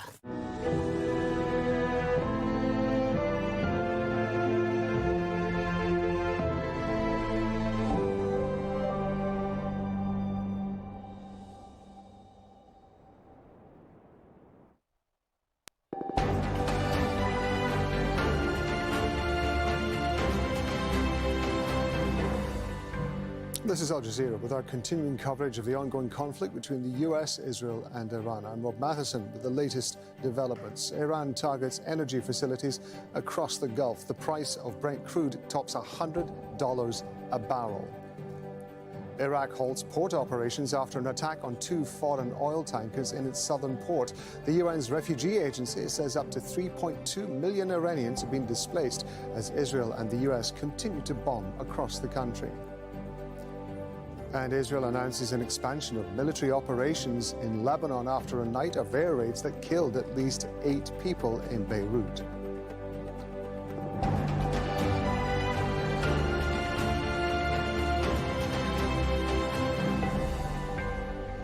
Now, Iran's been targeting fuel storage facilities as the conflict in the Middle East enters its 13th day. It sent brute crude prices above $100 a barrel. Bahrain's Interior Ministry has confirmed an attack on fuel storage tanks at a facility in Mukharak. It says authorities are securing the site. Iraq has suspended oil operations at its ports. That's after 2 foreign fuel tanks were hit in the port of Al-Faw in the south. At least 1 crew member was killed, another 25 were rescued. In Oman, multiple drones have struck fuel storage tanks at the port of Salalah on Wednesday. The attacks caused explosions and a major fire. Salalah is an important hub for tankers wanting to bypass the Strait of Hormuz. And 3 cargo ships have been attacked in the strait on Wednesday. One was a Thai-flagged vessel. 20 crew members were rescued after a fire broke out on board. Now, Iran says it's also hit an oil tanker which flew a Marshall Islands flag, but the vessel is owned by a company based in New Jersey in the U.S. The IRGC said the Safe Sea was hit in the northern Gulf region after failing to comply with warnings. They blame the escalation on the United States. And there have also been more strikes on Iran, with explosions seen in the central city of Isfahan. Tehran says Israel and the US have hit nearly 19,000 civilian sites since the war began. Nearly 1,400 civilians have been killed, including 200 women and children.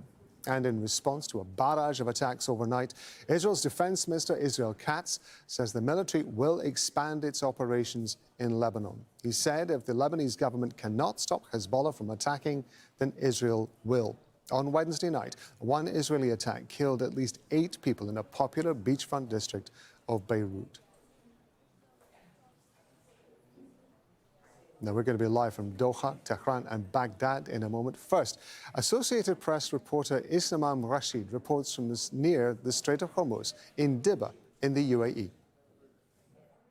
There are still around 1,000 vessels that are lined up, waiting to pass through the Strait of Hormuz. They've anchored down because they know that they are not going anywhere, and they haven't shifted for around 8 days or so. 200 of them are crude oil tankers that are just parked up in the Strait of Hormuz. Behind me, you may be able to see just in the very faint distance, there are a few vessels currently sat there. To my left around the corner, there are dozens and dozens, if not hundreds, just lined up waiting to get the signal that they can cross. But right now we know that the Strait of Hormuz is in the control of the Iranian military, meaning that any vessel that does attempt to cross will be targeted. We've seen the evidence of that over the last few days. A couple of nights ago, from my balcony here in the distance, around 15 miles that way, probably Iranian waters, we saw a vessel on fire, burning, that was burning for a good few hours. And then since then, we've had reports of a number of vessels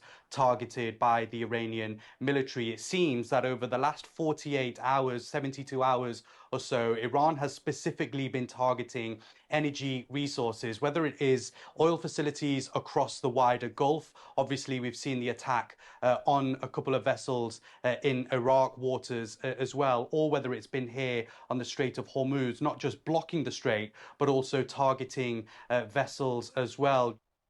I'm going to go to Zain Basrawi, who's live for us in Doha. So, Insamam there was describing the situation in the Strait of Hormuz with regard to the targeting of the tankers, but of course also targets being hit in Gulf states as well. Just talk us through what we know.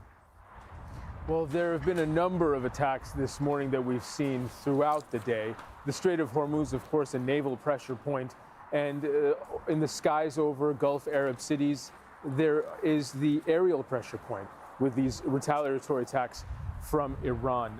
In fact, just a little while ago, Australia has announced that all non-essential diplomats must leave Israel and the United Arab Emirates because of these ongoing attacks.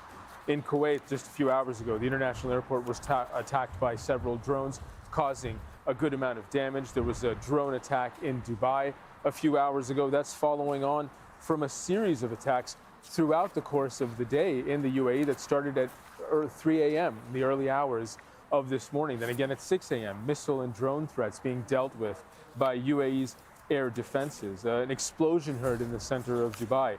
Again, Bahrain, multiple attacks throughout the morning so far, including an attack on oil tankers. We also had the Saudi Ministry of Defense say multiple drone and missile attacks on the Sheba oil field, on the Prince Sultan Air Base that is used by U.S. forces.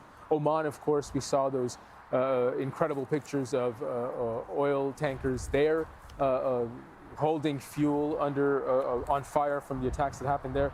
So ongoing, consistent attacks throughout the Gulf Arab states, not just today, but throughout the course of the last 2 weeks. It's become a matter of routine.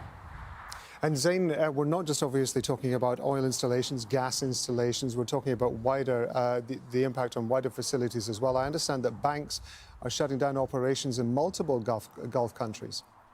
That is correct. This is emerging as yet another pressure point that Iran is using. We've seen them do it in the Strait of Hormuz, a naval pressure point, in the skies over Arab cities, air pressure point, and a pressure point also in terms of attacking oil and gas infrastructure, energy.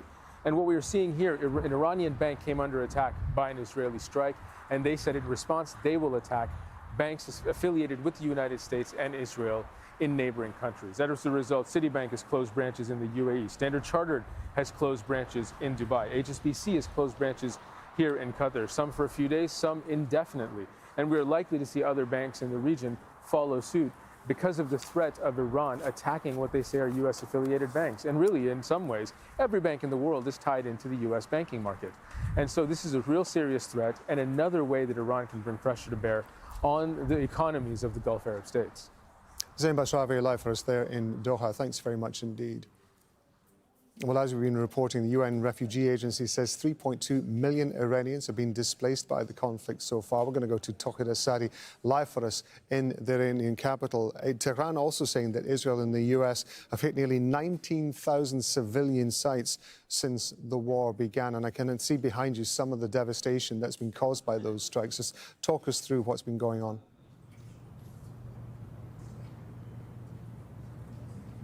Well, actually, this is day 13 since the commencement of the campaign of airstrikes by the Americans in Israelis targeting not just the military headquarters, police stations, and the state buildings, but very residential areas like this one, as you can see. And the amount of devastation, the amount of demolishing building is massive, unbelievable. And as you can see, people have gathered to just help those targeted. Several apartment buildings in this residential neighborhood have been heavily damaged by the airstrikes, and the entire section of buildings that you can see have collapsed, leaving exposed rooms, twisted metals, and piles of concrete. Rescue teams, as you can see, are basically working to help people to remove bodies from the rubble, while large trucks here work to clear debris from the streets. Nearby buildings show shattered windows and hanging utility lines as the emergency crews and residents continue searching through what was once a quiet neighborhood, now devastated by the strikes. The surrounding streets are covered with debris, shattered glass, broken balconies, and damaged cars buried under rubble, as you can see. And of course, you can see some people trying to basically take some of the remaining personal belongings of them from among the massively destructed building, and the nearby areas also impacted. As you can see, we are on the rooftop of one of these buildings, which doesn't seem to be that much stable, and human casualties is also something very tangible. We saw a lady crying whose husband lost his life in this recent strike, and we know that more than 20-30 people have been said to be killed in this strike just in this very neighborhood that you are witnessing. But it goes without saying that this is not the only neighborhood targeted across the capital. We know that there are many more. This is not just the hospitals, this is not just the schools, but the residential areas being targeted. And now there is this growing concern about the fatalities. We know that around 1,400 people have been killed, and this is the official statistics. We know that seeing the ongoing nature of these strikes, we can rest assured as a matter of misfortune that this number could grow up further and further as these airstrikes continue to target different places. In Minab, in one of the earliest hours of these strikes, we saw an elementary school which was targeted, leaving more than 160 student girls losing their lives at that very school while the class was in session. This is the huge scope, this is the unbelievably massive scope of the fatalities and damage and destruction as a result of these continued airstrikes in Iran, here in this neighborhood and in different cities. We know that more than 200 cities across the country have been the scene of these continued airstrikes. And on the other hand, we hear from the Iranian side about the continuation of their retaliatory strikes targeting the Israeli territories, American bases in the region. And right now, based on the rhetoric that we hear from both sides, the situation seems to be far from any point of de-escalation. Tawhid Asadi there talking to us from Tehran. Tawhid, thank you very much indeed. Going to go to Mahmoud Abdelwahed. He's live for us in Baghdad. We were mentioning before, Mahmoud, Iraq suspending oil operations at its ports because 2 foreign fuel tankers were hit in the port of Al-Faw in the south. What have you been finding out? We've been seeing some extraordinary pictures of those tankers on fire.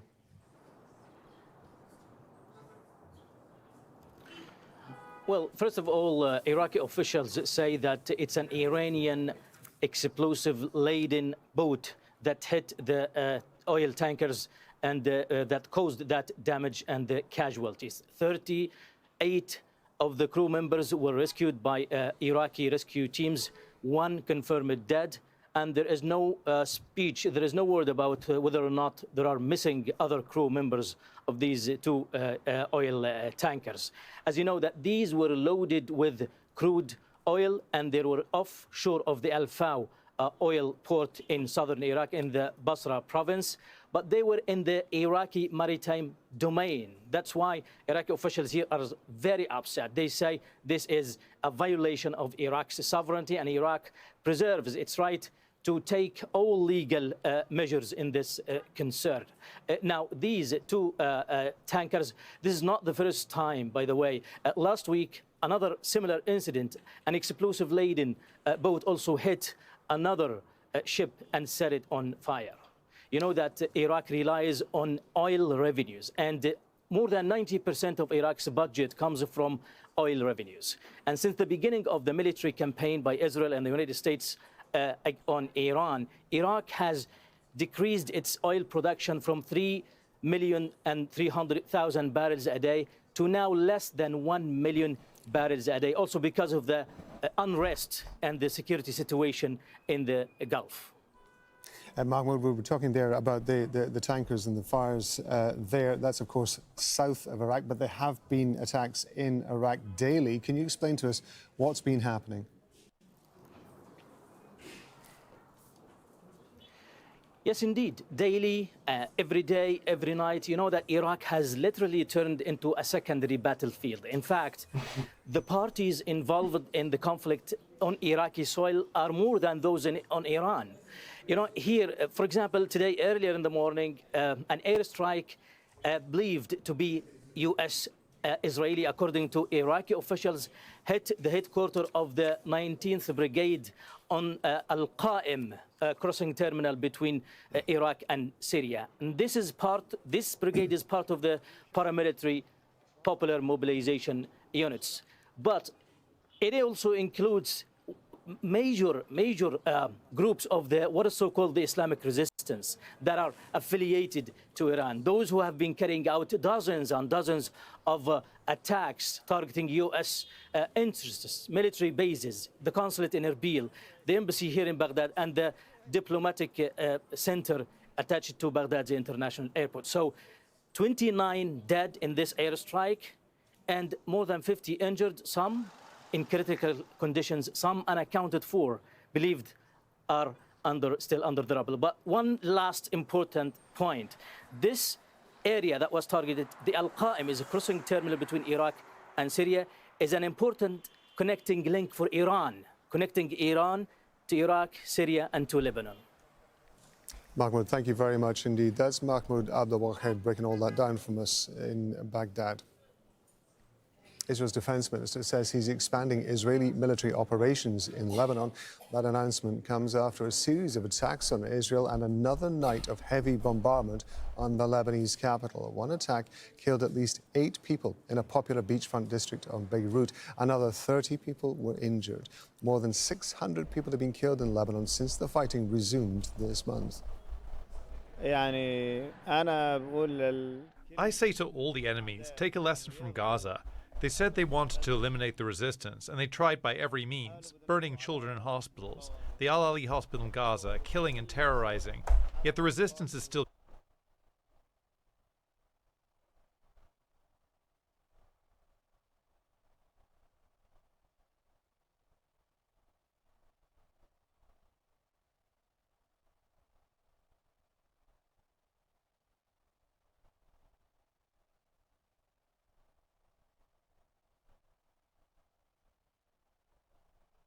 I'm trying to look how this is still gonna shape the outcome of the war. You know, trying to see the weapons on both ends. You know, I'm just trying to see one or two things, check them out, and maybe we can get some facts from there.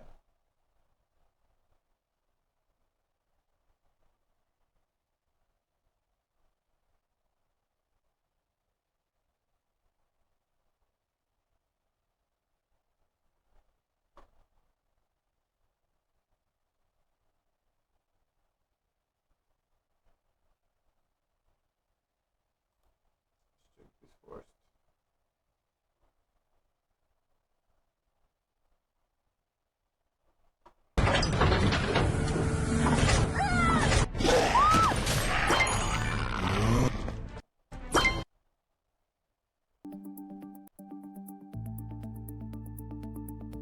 Tensions between Iran and Israel appear to be moving into another highly uncertain and dangerous phase, as new Iranian messaging suggests that what has already been seen may not represent the full extent of its projectile capabilities. After recent claims surrounding the use of Kibar and Girder projectile systems, fresh warnings from Iranian-linked channels are now creating a new wave of concern, with suggestions that more advanced weapons, possibly not yet publicly seen in combat, could still be introduced if the confrontation continues. The latest developments are being watched very closely because the language coming from Iran is not being presented as a routine military update. Instead, it is being framed as a warning. The message appears to be that the projectile waves already launched may only be part of a broader strategy, and that additional systems may still remain unused. That alone is enough to raise tension significantly, because in a direct confrontation like this, uncertainty can be as powerful as the weapons themselves. If one side believes the other still has major capabilities in reserve, it has to plan for the worst possible scenario. This is why the recent references to Kibar and Girder matter so much. These are not just names being mentioned for dramatic effect. They are part of a broader military narrative that Iran has spent years building. The Kibar Shakam projectile, which has been publicly discussed in the past, has often been presented by Iran as a long-range precision system designed to challenge layered projectile defenses. The Girder family has also long been associated with Iran's ballistic projectile force and has repeatedly appeared in discussions about longer-range hit options. When these names are brought up together in the middle of an active regional confrontation, the signal is clear. Iran wants its adversary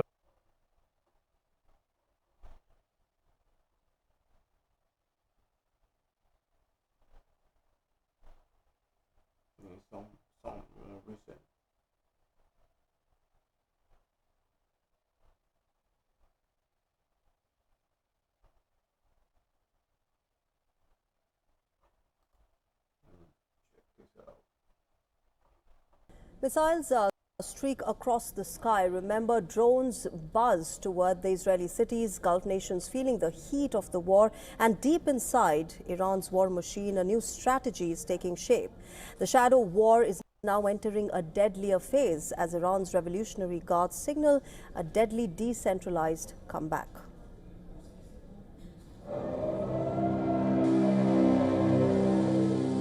The skies over Iran are buzzing. Israeli fighter jets are continuously dropping bombs.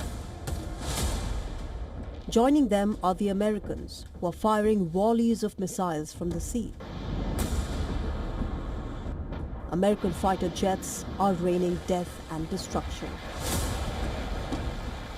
Israel says its goal is a systematic degradation of the Iranian regime and its military sites. Israeli military is planning for at least 1 or 2 more weeks of operations against Iran. Fellow devs, bad prompts lead to AI slop. You're prompting Cursor over 100 times a day. Israeli military says it has dropped more than 5,000 bombs during strikes in Iran since the start of the conflict.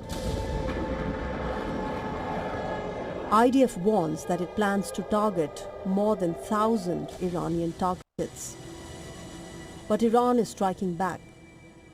Missiles have been fired toward multiple Israeli towns. Iran claims drones struck a radar installation near Tel Aviv. Israeli officials say no such impact has been confirmed. The fear is real.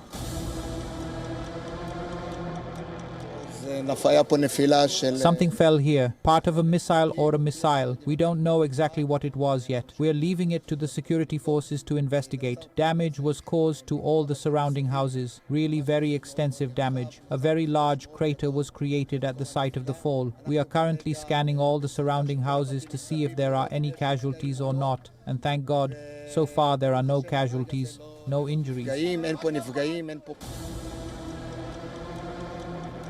Yet beyond the battlefield, something bigger is unfolding. Reports say that the powerful Islamic Revolutionary Guard Corps, the elite military force that protects Iran's regime, has shifted to a decentralized wartime command. Instead of relying on a single leadership structure, commanders and operational cells are now spread across multiple locations. Units are empowered to act independently if communication lines are cut. The message is clear. Even if Israeli or American strikes eliminate top commanders, the network will keep fighting. This model makes the IRGC harder to cripple. Smaller cells can launch missiles, deploy drones, or coordinate cyber and sudden attacks without waiting for central orders. Iranian officials are also warning of strategic surprises. Analysts believe that that could mean sudden missile salvos, drone swarms, maritime attacks, or coordinated strikes by allied militias across the region.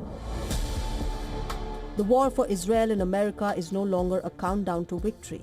It is a grind against an enemy that has no center to strike. Bureau Report, WION, World is One.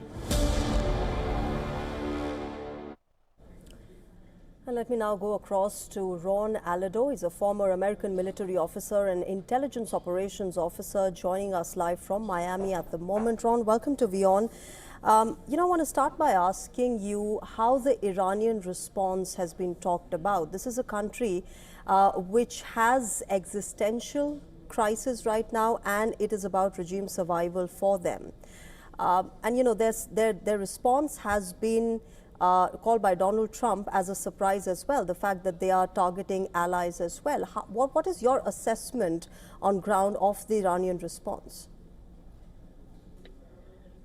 Well, we all expected that Iran will strike back. They have a very large, substantial number of missiles and drones, and this is basically an air war with both Israel and the United States launching missiles against Iran, and Iran answering with missiles and drones back. So this is an air war, and we were expecting that Iran will answer. Obviously, the strategy that Iran is right now executing is basically attacking all those countries that station U.S. troops in the area. I have been in many of those bases before. I have been in Kuwait, I have been in Qatar, I have been there in those bases, military bases, and right now the strategy is attacking all those countries that are supporting in any way or are hosting U.S. military bases in the area. So Kuwait and Qatar and Bahrain, Emirates, United Arab Emirates. So they are attacking all of those bases, including many countries in the area that are a little bit far away, like Jordan, that also hosts military troops, U.S. military troops. So they want to disperse the air defenses of the United States. Is working because obviously these missiles are finding their way. And the most important thing, we haven't seen yet what can be the most serious retaliation of Iran. That is the use of hypersonic missiles to try to damage or sink a carrier, a U.S. carrier, or the use of hypersonic missiles to try to destroy a nuclear facility in Israel. Well, there have been reports, right Ron, now and there have been claims, at least from the Iranian side, that the Fatah 2 missile has been put to use. What do you make of that? Well, we need to see what the expert says at the end and where it has been used. But the thing is, right now, we haven't seen any official report of a carrier being hit by the hypersonic missiles. And we haven't seen any report yet, official report, that the nuclear facilities in Israel have been hit by these Fatah missiles. So we haven't seen that. That is the most dangerous scenario, because obviously if they destroy or damage very bad the nuclear facility in Israel, this can create a Chernobyl kind of a scenario. And obviously if they damage or sink a carrier, that will be catastrophic for the United States. So those two scenarios, we haven't seen them yet. There is no official report of that happening yet. Ron, while we talk about the strategy which has been used by the IRGC, there's another strategy that the IRGC has done, and that is of decentralization. And that many experts like yourselves believe that there might be a dangerous one which would be hard to stop, because these would be small groups targeting and doing massive strikes against America, Israel, and the allies in smaller groups. It's going to be hard for America and Israel to strike them back as well as spot them. Hey guys, your Wi-Fi is literally sitting there doing nothing right now. No! But this little secret. Well, obviously, the Ayatollah and the Iranian leadership, they knew that the United States and Israel, mostly Israel, we need to understand that the one behind this war is Israel. This is the dream of Israel, to carry on this war. Netanyahu's dream for the last 30 years. So they knew very well that Israel will destroy the leadership of the country, the political and military leadership. So they prepared themselves for a decentralized response. I think they went all the way to 4 levels of decapitation. If the number 1 level fails, then you two guys, you take charge. Then the 3rd level, and if the 3rd level, then the 4th level. I think they were prepared by a decentralization plan of the leadership and of the military response all across the country. So they were ready for that. That's why we see that they continue, the regime is still on, and the regime continues even in a decentralized form.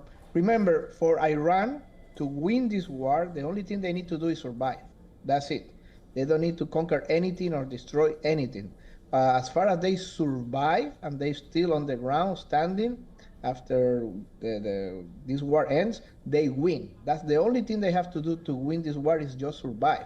What Bibi Netanyahu wants to do is to destroy the regime. He wants to, one of two things, either destroy the regime and replace it with a puppet government that he can control easily, perhaps the son of the Shah as a puppet ruler, or Bibi also is very happy if Iran becomes a failed state and there is civil war, like something like Libya. So that also will make Bibi happy. But Bibi's dream is to destroy Iran.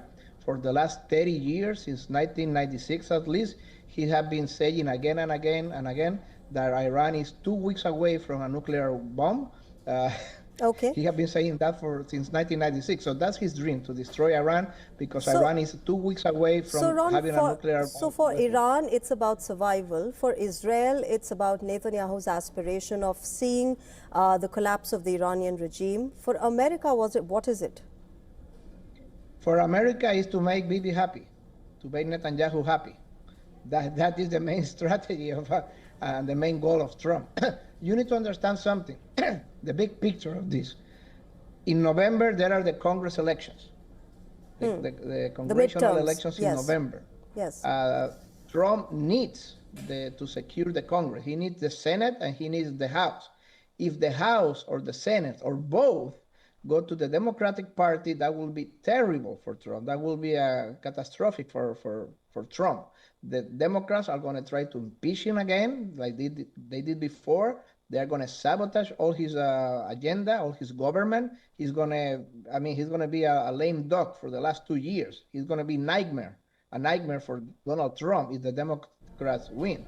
So what Trump needs right now is the support of AIPAC, the support of the pro-Israel lobby, and he needs the donations, hundreds of millions of dollars that usually the pro-Israel multimillionaires give him every time that there is an election. And he knows that if he doesn't support Bibi Netanyahu, then he's not going to get any money at all for the November elections. Okay. So he needs to please Bibi so he can win the November election. That is what Trump is doing this. That's the real reason why Trump is doing all this. Okay, let's wait and see how this moves on and who really wins and who is pleased with whom. Ron, thanks very much for joining us on WION and sharing your perspective.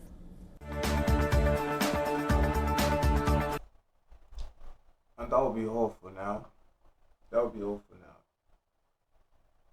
Thanks again for showing up. This is from the stables of Oxygen ML, Context by Bones on YouTube.